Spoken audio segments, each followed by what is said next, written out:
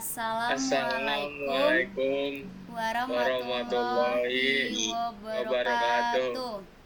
Yang kami hormati Ibu dosen pengampu Selvi Sofiawati MIKOM, mata kuliah Teori Komunikasi. Baik Bu, di sini kami akan menjelaskan teori atribusi dari kelompok 7. Sebelum itu, izinkan kami memperkenalkan diri kami. Saya Margareta Lucia Joyce Paja dengan NIM 44241341 dan teman-teman saya. Saya Yodi Iksan dengan NIM 44240327. Saya Muhammad Prastawibawa dengan NIM 44241065. Baik Bu, langsung aja kami mulai. Kepada teman Ican dipersilakan. Ya, yang pertama itu adalah teori atribusi. Teori atribusi ini menjelaskan bagaimana individu menjelaskan sebab dan akibat dari perilaku manusia, baik perilaku dirinya sendiri maupun orang lain. Atribusi adalah proses mental di mana seseorang menghubungkan suatu perilaku dengan suatu penyebab tertentu.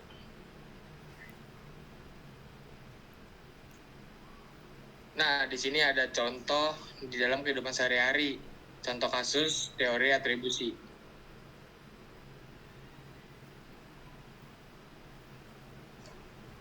Yang pertama dari Fritz Heider atau Bapak Teori Atribusi.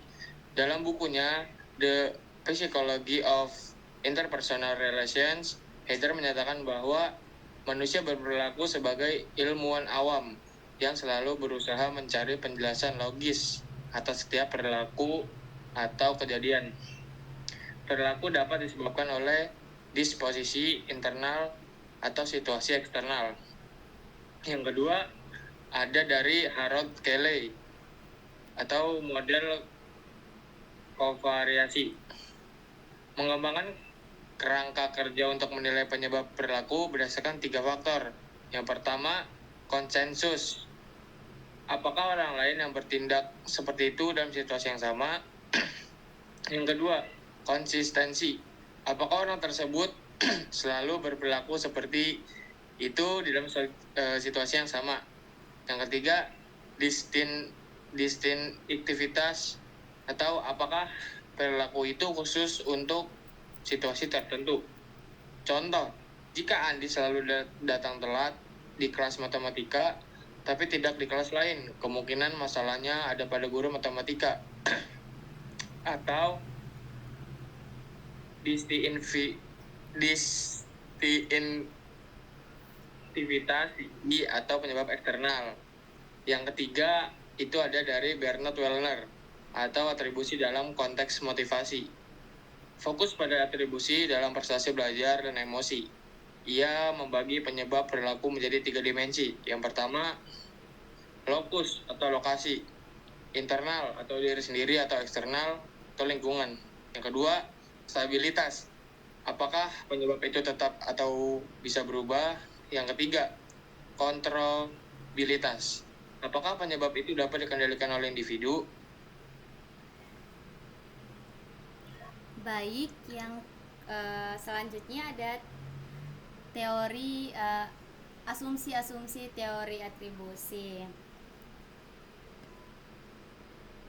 Asumsi-asumsi dasar teori atribusi. Yang pertama, manusia selalu mencari penjelasan atas perilaku terutama yang tidak biasa atau mengejutkan. Yang kedua, atribusi dilakukan secara sadar melalui pemrosesan informasi sosial. Yang ketiga, penyebab perilaku diklarifikasikan dalam 2 kategori. Yang pertama ada internal atau disposisional, yaitu kemampuan usaha karakter, dan yang kedua eksternal atau situasional, yaitu nasib, tekanan sosial, hambatan dari luar. Nah, yang keempat, atribusi memengaruhi emosi, yaitu marah, simpati, kecewa, dan reaksi lanjutan, yaitu menghukum, membantu, dan juga memaafkan. Next, Di sini ada kelemahan dan kritik teori atribusi. Kritik dan kelemahan teori atribusi. Meskipun sangat berpengaruh, teori atribusi memiliki keterbatasan, yaitu yang pertama, fundamental attribution error. Ini cenderung mengabaikan faktor situasional dan menyalahkan kepribadian. Contoh, dia malas, padahal mungkin dia sedang sakit. Yang kedua, self-serving bias. Ini mengatribusikan keberhasilan pada diri sendiri dan kegagalan pada situasi luar. Contoh, saya lulus karena pintar versus saya gagal karena soalnya susah. Yang ketiga, actor observer bias. Ini ketika menilai diri sendiri, kita lebih cenderung menyalahkan situasi. Terus, tapi saat menilai orang lain, kita lebih menyalahkan kepribadian mereka. Yang keempat, kurang memperhatikan budaya.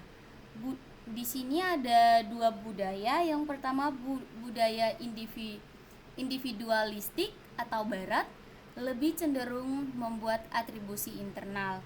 Yang kedua, budaya kolektivistik, yaitu timur seperti Indonesia, lebih menekankan konteks sosial dan juga harmoni. Yang kelima, kompleksitas emosi dan motivasi. Proses atribusi tidak selalu rasional. Emosi dan persepsi subjektif bisa mengaburkan logika atribusi. Lanjut teman saya, Pras. Selanjutnya ini adalah dari kasus-kasus dari teori atribusi. Yang pertama itu adalah kasus mengenai teman yang dimana tuh sering ngaret dalam melakukan janji ketemu. Yang dimana dalam atribusi ini tuh kasusnya sendiri itu adalah mencari tahu analisis dalam penyebab kenapa dia telat. Yang dimana terdapat pada kehidupan sehari-hari, semisal kita janjian pada teman, janjiannya pukul 5 sore, tetapi temannya datang jam 4 sore. Yang dimana tuh kita harus mengetahui apa saja dari masalah yang terjadi. Semisal atribusi internal yang dimana dia mungkin memang telat karena emang orangnya gak disiplin waktu. Pasti ini karena kebiasaan yang suka telat. Atau atribusi eksternal situasional, yang dimana mungkin dia telat karena mungkin macet atau ada urusan mendadak, yang dimana mungkin dia bisa jadi terlambat. Yang terakhir, yang ketiga itu ada atribusi tidak stabil, yang dimana statusnya itu emang dia selalu telat, emang sudah sifatnya begitu, atau emang mungkin kali ini aja dia telat. Yang terakhir itu ada atribusi yang mempengaruhi emosi dan tindakan, yang dimana jika kamu menyalahkan faktor internal dan stabil, kamu mungkin akan kesal dan berpikir untuk tidak mengajak ya janjian lagi, atau kamu malah menyalahkan faktor eksternal dan tidak stabil, yang dimana kamu mungkin akan memaklumi dan tidak berteman baik dengan dia. Udah? Baik, Bu. Ini sekian penjelasan sedikit mengenai teori atribusi. Next kami akan mempertunjukkan video contoh dari teori atribusi. Terima kasih. Wassalamualaikum warahmatullahi wabarakatuh. Besok jadi ya kantornya? Jam berapa? Jam 2. Jangan ngaret ya. Sini ya. Sini ya. Ya, jangan ngaret. Oke? Oke. Jadi. Ya.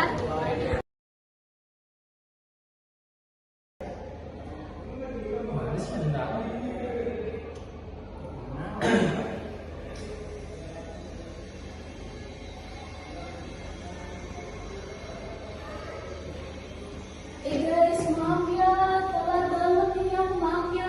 Tadi macet banget sumpah.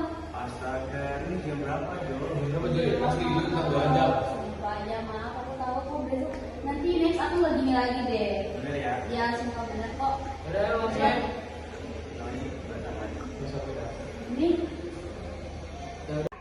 udah selesai kan? Udah. Oke. Besok bareng Boleh. kita. Di mana tempat biasa ya? Bisa aja. Udah, berapa? Tempat kalian. Boleh kan? Boleh, tempat. Ya. Oke, jangan ada yang lagi nih. Ya, mana aja, nggak Oke. apa-apa kok. Ya, tadi kan juga macet. Bisa ya? Bye ya.